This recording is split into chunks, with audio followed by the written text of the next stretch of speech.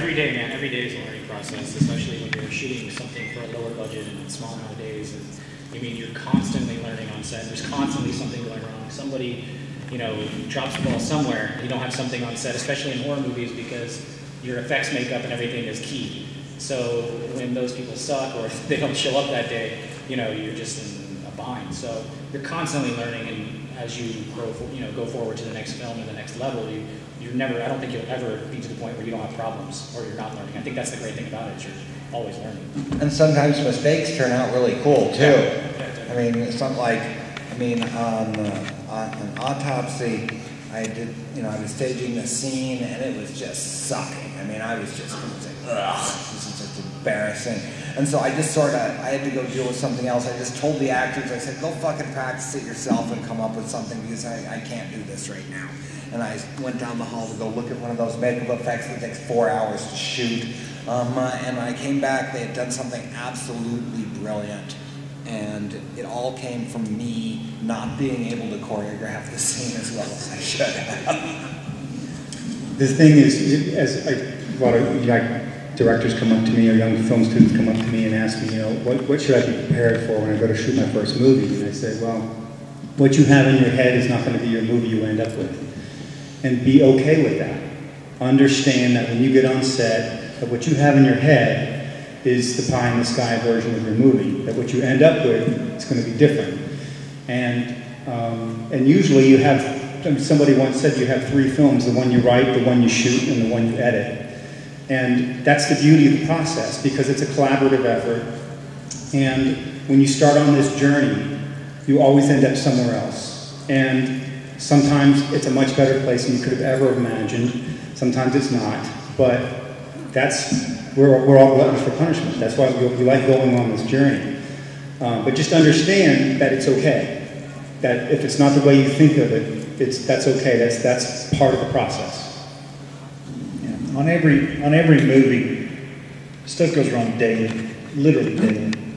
You never see this in Entertainment Weekly. You don't see. I mean, there's stuff thrown at the writers, directors, the cast, the crew, daily, and it's obstacles that you have to overcome.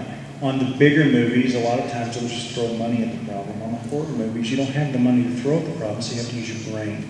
You have to outthink your way. You have to use story to get out of the problem.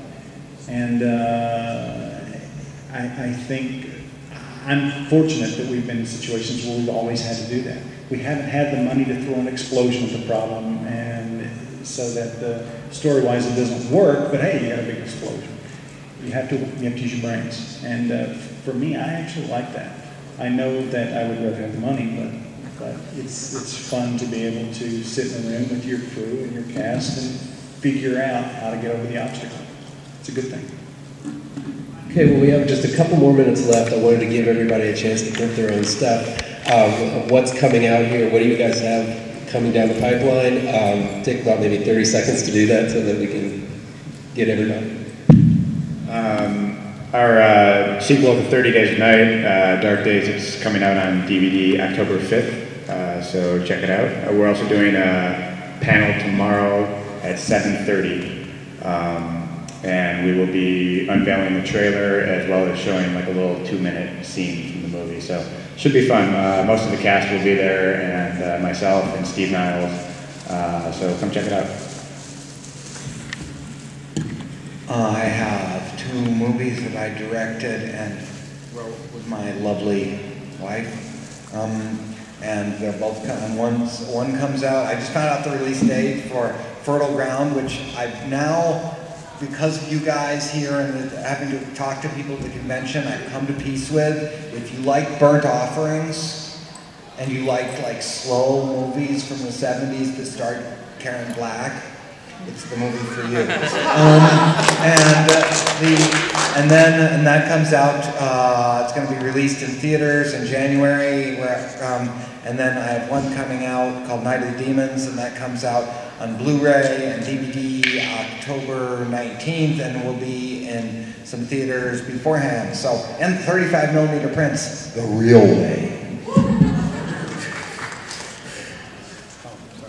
I'm actually working on a comedy. It's called Greenco.com, and it's pretty retarded. So, but you know, keep an eye out for that. Just figured I'd do something different.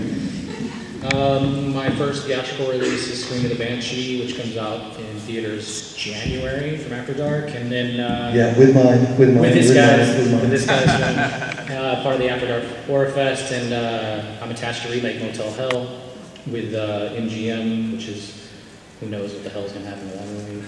And other than that, you know, just trying to find the next thing. We've got Drive Angry with Nick Cage, Amber Heard, Billy Burke, Bill Fichtner, and Tom Atkins. And there's a panel tomorrow, I think, at 11:15 in Hall H. Short trailer and all that kind of good stuff. Fun little movie. Got Mother's Day coming out the beginning of next year. We're going to show a trailer of it tomorrow at the Trauma panel if you guys are around. It's pretty crazy. I have a comic book, a horror comic book called Abattoir that hits the stands in October, which I'm very excited about. It's my first kind of journey into this comic book world. It's been an amazing experience.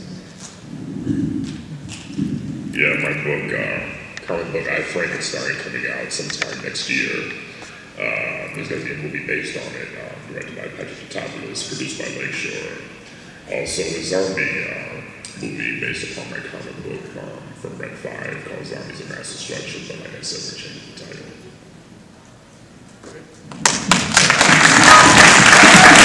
Real quick, I went to football play coming out at the end of the month, next month. It's called Nanny and Hank. It's about old vampires. It's really cool.